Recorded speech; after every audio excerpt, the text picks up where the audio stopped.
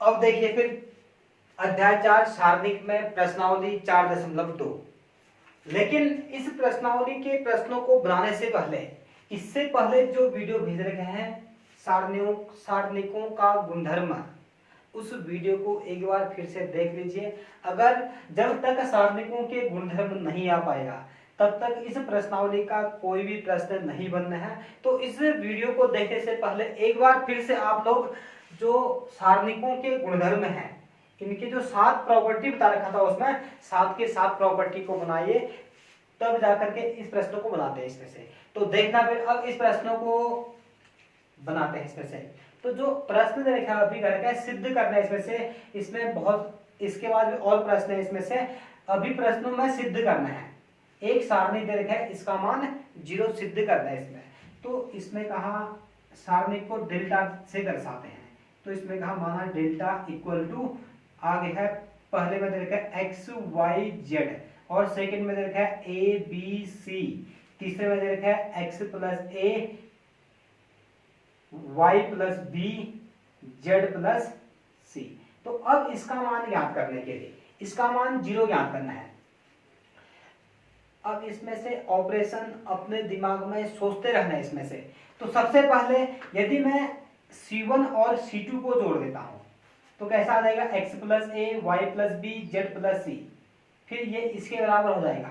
यदि मैं C1 में ऑपरेशन लगाता हूं, कहता हूं C1 tense to C1 plus C2। अब तो डेल्टा इक्वल टू आ जाएगा, अभी C1 टेंस टू कह रखा है तो चेंज किस में आ रहा होगा, C1 में। C2 और C3 में कोई भी चेंज नहीं होगा, तो C2 को ऐसे लिखा A B C, C3 में भी चेंज नहीं है, इसको भी ऐसे लिखा x plus a y plus b z plus c. अभी C1 में चेंज कर रखा है, C1 टेंस टू है तो चेंज किस में है, C1 में। और C1 में क्या कर चेंज कर रखा है, C1 प्लस C2, C1 और C2 को जोड़ रखा है। तो इसमें कितना देगा x प्लस ए, दूसरा कितना देगा, दूसरे में y प्लस बी, और तीसरा कितना है z प्लस सी। अब यदि इस सारणिक को देखेंगे तो C1 और C3 इक्वल रखा है, इसमें x plus a y plus b z plus c, same यहाँ पर भी। और सारणिकों का एक गुणधर्म बताया था मैंने, यदि किसी सारणिक में 2 पंक्तियां 2 स्तंभ आपस में समान हो तो उस सारणिक का मान कितना होता है, 0। तो यहाँ से इस सारणिक की वैल्यू कितना देगा, 0। इतनी वैल्यू हमें सिद्ध करना था। तो अब इस प्रश्न को पहले आप एक बार इस प्रश्न का स्क्रीनशॉट दीजिए, फिर मैं दूसरा प्रश्न बताता हूँ।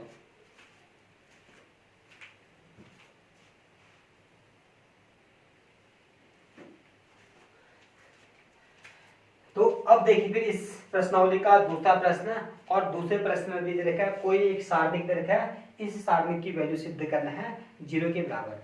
तो इसमें LHS से लेकर के चलते हैं। तो इसमें कहता हूं LHS बराबर, LHS दे रखा है, LHS बराबर कितना, a माइनस, LHS बराबर, इसको डेल्टा से प्रदर्शित कर रहा हूं, LHS बराबर डेल्टा बराबर कहा कितना देगा, a minus B, b minus C, c minus A, b minus C, c minus A, a minus B, c minus A minus B, और b माइनस आ गई है c।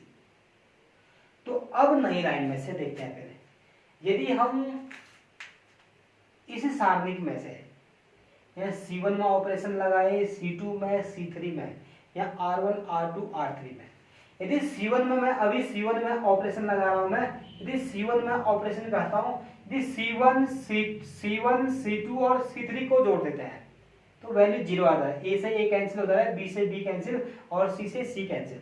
यदि मैं एक ऑपरेशन लगा रहा हूं C1 tense to C1 plus C2 plus C3, तो जो डेल्टा की वैल्यू है उस समय डेल्टा इक्वल टू कितना आ जाएगा, C2 और C3 में कोई चेंज नहीं है, तो C2 को ऐसे लिखा B minus C, C minus A minus B, और इसको भी ऐसे लिखा C minus A minus B, B minus सी। अब C1 में चेंज कर रखा है C1 plus C2 plus C3, तो तीनों को जोड़ते हैं तो इसमें कितना आ जाएगा, 0। इसमें B से B कैंसिल, C से C कैंसिल, A से A कैंसिल, A वैल्यू भी 0, यहाँ पर भी कितना आ जा रहा है, 0। तो अब डेल्टा इक्वल टू, अब सारणिकों की जो एक प्रॉपर्टी बता रखा था, प्रॉपर्टी कहा था कि यदि किसी सारणिक के किसी एक पंक्ति या एक स्तंभ के सभी अवयव शून्य हो तो उस सारणिक का मान कितना हो जाता है 0। तो अभी C1 के सारे एलिमेंट 0 दे रखे हैं तो इसकी वैल्यू भी कितना जाएगा 0। इतना हमें सिद्ध करना था 0 के बराबर। तो आप इस क्वेश्चन का भी स्क्रीनशॉट लीजिए आप।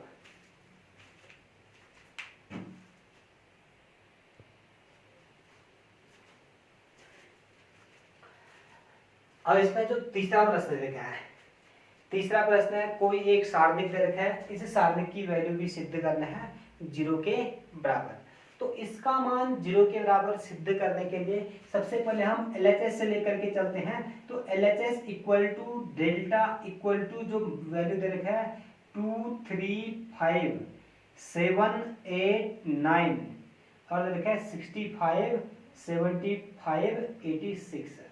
अब देखना तो इसमें कौन सी प्रॉपर्टी यूज करते हैं। तो कोई प्रॉपर्टी यूज करते हैं पहले, चाहे अभी तो इसमें से हमारे पास केवल अंकों में दे रखा है, इसको R1 के सापेक्ष या R2 के सापेक्ष या C1 C2 के सापेक्ष इसका प्रसार करने के बाद भी हम इसकी वैल्यू ज्ञात कर सकते हैं इस वाले में। तो लेकिन अभी इस वाले में प्रश्न में दे रखा है इसने, तो कुछ एक प्रॉपर्टी लगाते हैं। जैसे यदि मैं एक प्रॉपर्टी अप्लाई करूं इसमें, यदि C1 में कोई एक प्रॉपर्टी अप्लाई करता हूं C1 टेस्ट 2 और प्रॉपर्टी अप्लाई करता हूं यदि कहता हूं C1 प्लस 9 C2, C1 में ऐड करता हूं C2 को 9 से मल्टीप्लाई करके, तो देखना फिर क्या वैल्यू आ जाता है इसमें। तो डेल्टा इक्वल टू अभी चेंज कर रखा है केवल C1 में, C2 C3 में कोई चेंज नहीं है, तो C2 और C3 को ऐसे लिखते हैं 7 8 9, इसकी जगह आ जाएगा 65 75 86। अब C1 में चेंज क्या किया है देखना फिर। C1 में चेंज कर रखा है C1 प्लस 9 C2, तो C1 में ऐड करना है C2 को 9 से गुना करके, दो धन इसमें क्या है 2 प्लस 7 इंटू 9 कितना क्या 7 9 63 63 धन 2 65। इस वाले में कितना जाएगा 3 धन C2 को 9 से 8 9 72 72 धन 3 75। इसमें कितना जाएगा 9 से गुना करेंगे तो 9 गुना 9 81 धन 5 86। अब देखना फिर इसमें सारणिक की एक प्रॉपर्टी को और अप्लाई करते हैं इसमें, और सारणिक की प्रॉपर्टी देखना भी C1 और C3 के एलिमेंट इक्वल दिख रहे हैं। यदि C1 और C3 इक्वल है तो इस डिटरमिनेंट की वैल्यू भी कितना हो जाएगा 0, क्योंकि प्रॉपर्टी था यदि किसी सारणिक की दो स्तंभ या दो पंक्ति के अवयव समान हो तो उस सारणिक का मान कितना हो जाता है 0। तो डेल्टा इक्वल टू इस सारणिक का मान आ जाएगा 0 इक्वल टू आ जाएगा RHS। इतना हमें सिद्ध करना था, आप इसको भी नोट कर लीजिएगा।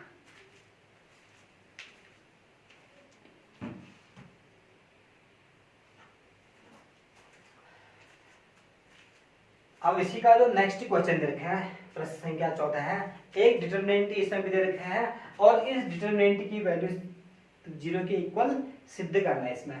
तो LHS से लेकर के चलते हैं फिर इसमें भी LHS इक्वल टू कहा डेल्टा इक्वल टू, पहले लिख लेते हैं इसको 1 1 1 दे रखा है BC CA AB, और यहाँ पर दे रखा है A into B plus C B into C plus A और कितना C into A plus B।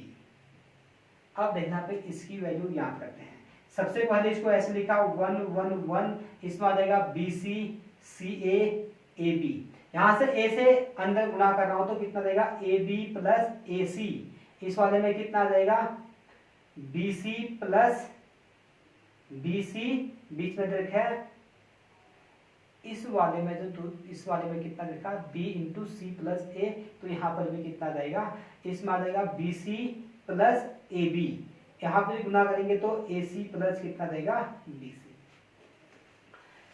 अब इसको और सॉल्व करने के लिए यदि मैं C2 और C3 को जोड़ देते हैं तो प्रत्येक में कितना जाएगा AB plus BC plus CA, यहाँ पर कितना जाएगा AB plus BC plus CA, यहाँ पर कितना जाएगा AB plus BC plus CA, फिर ये कॉमन आ जाएगा तो फिर 1 1 1 1 1 1 यहाँ पर भी दिख जाएगा।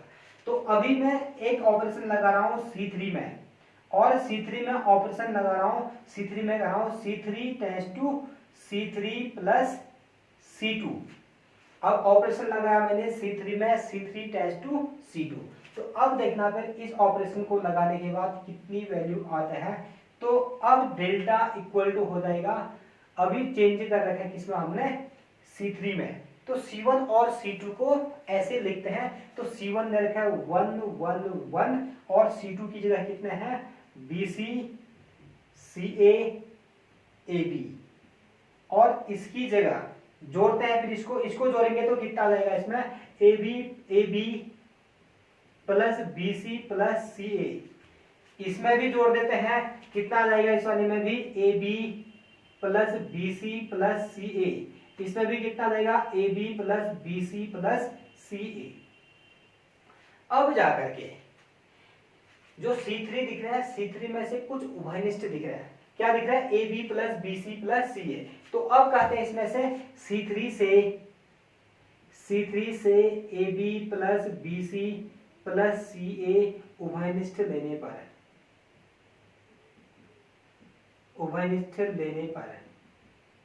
तो उभयनिष्ठ ले जाएंगे तो डेल्टा इक्वल टू कितना आ जाएगा, डेल्टा इक्वल टू आ जाएगा कितना, AB plus BC plus CA into जो डिटर्मिनेंट है इसमें आ जाएगा 1 1 1, इसमें BC CA AB और कितना आ जाएगा 1 1 1। अब देखना फिर, तो डेल्टा इक्वल टू आ जाएगा AB plus BC plus CA into, अब जो ये सारणिक दे रखा है, इस सारणिक में C1 और C2 दोनों के दोनों आपस में कैसा दे रखा है, इक्वल है। यदि किसी सारणिक के दो स्तंभ आपस में समान हो तो उस सारणिक का मान कितना होता है, 0। तो इसकी वैल्यू कितना आ जाएगा, 0। तो डेल्टा इक्वल टू आ जाएगा 0 इक्वल टू RHS। तो इतना सिद्ध करना था इसमें। तो आप इन प्रश्नों को फिर से रिवीजन कर लें। इस प्रकार से जो 4 प्रश्न भी बता रखे हैं, इन प्रश्नों को अच्छी तरह से आप बना लें इसमें।